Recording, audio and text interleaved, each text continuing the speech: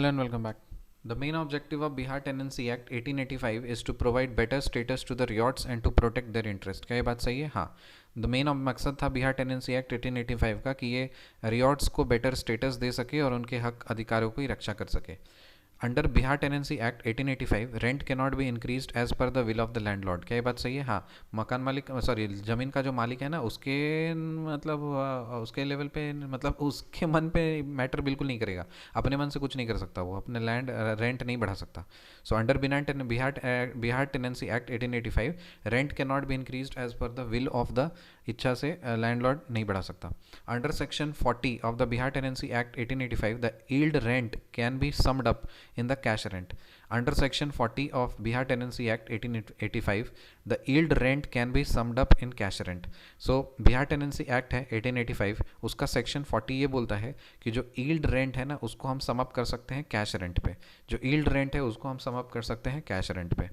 Illegally imposed cess by the landlord is awab.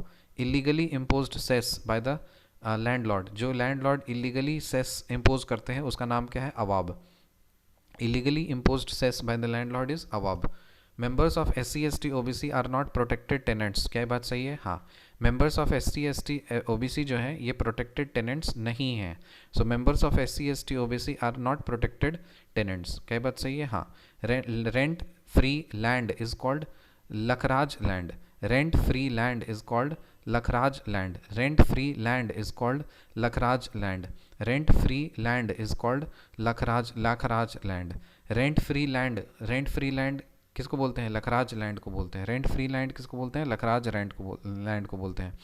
The non-occupant riot can be evicted on these grounds for failure to pay arrears of rent and for using the land in such a manner as to render it unfit for cultivation.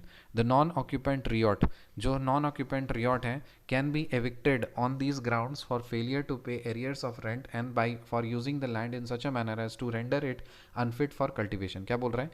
जो non-occupant riot है can be evicted on these grounds for failure to pay arrears of rent and for using the land in such a manner as to render it unfit for cultivation. जो non occupant riot है ना उनको evict किया जा सकता है एक कुछ ग्राउंड्स पे.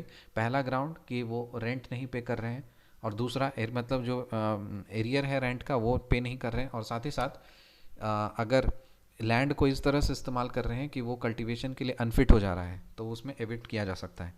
The SDO is competent to order conversion of agricultural land for non-agricultural purposes. जो ये सही बात है. जो सब डिविजनल ऑफिसर होता है ना SDO उसके पास पावर रहता है कि वो कन्वर्ट कर सकता है कोई खेती वाली ज़मीन को नॉन एग्रीकल्चरल पर्पसेस के लिए. The Bihar Land Disputes Redressal Act does not include the administration of the Bihar Special Survey and the Settlement Act. क्या ये बात सही है? हाँ. जो Bihar land disputes redressal act है ना उसके अंदर administration of Bihar special survey और सेटलमेंट एक्ट इंक्लूड नहीं होता है. So the Bihar land disputes redressal act does not include the administration of Bihar special survey and settlement act. Administration of Bihar special survey और settlement act include नहीं होता है. The Deputy Collector Land Reforms is the competent authority under the Bihar Land Disputes Redressal Act. जो Deputy Collector Land Reforms है वही उसका competent authority है. कौन से एक्ट के अंदर? Bihar land disputes redressal act के अंदर. तो ये एकदम बात सही है. रिकैप करते हैं.